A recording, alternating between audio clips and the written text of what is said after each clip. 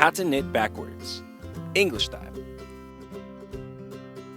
For this tutorial, you will need a pair of knitting needles And a ball of yarn. Special thanks to our sponsor Imperial Yarn for providing today's yarn.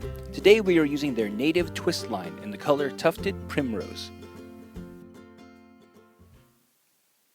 Backwards knitting is a method for working all of your stitches on the right side of your work. So rather than turning your work around to purl, you can actually create your wrong side rows on the right side of your fabric. Now, if that sounds a little bit confusing, don't worry, we'll make it all make sense in just a second. Now, what it is not is unknitting, which a lot of people think of as tinking, which is knit backwards, right? K-N-I-T is tink.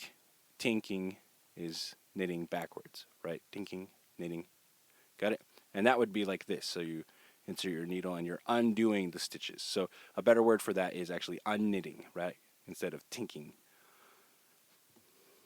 So to backwards knit, when you get to the end of your right side row, and you've done all of your knit stitches, we're going to, for step 1, take our main needle, which is now our working needle, but it's going to be in your non-dominant hand. Okay, that's the big difference here.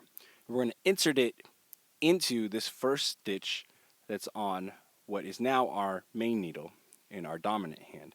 We're going to come right through the back of the loop. Okay.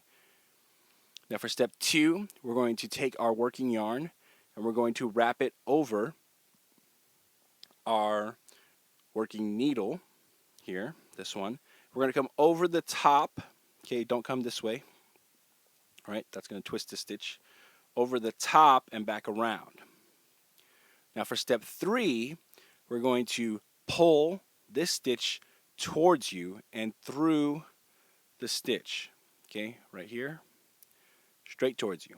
You can tighten that down a little bit to make sure your tension's even.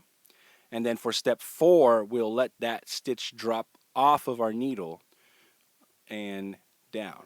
And now we've created our first stitch. So let's do that again. We're going to insert our working needle into the next stitch through the back loop, come over the top of the needle with our working yarn, pull the yarn towards us through the stitch on our main needle, and then we are going to drop that stitch off of the needle, and we can see now we're creating knit stitches that are made backwards.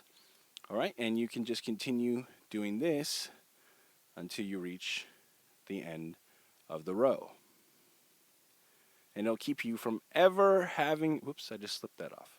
It'll keep you from ever having to purl again, unless, of course, your pattern calls for it on the right side of your row, and I keep slipping these off. What's wrong with me?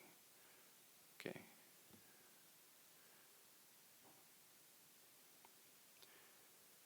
Just like this.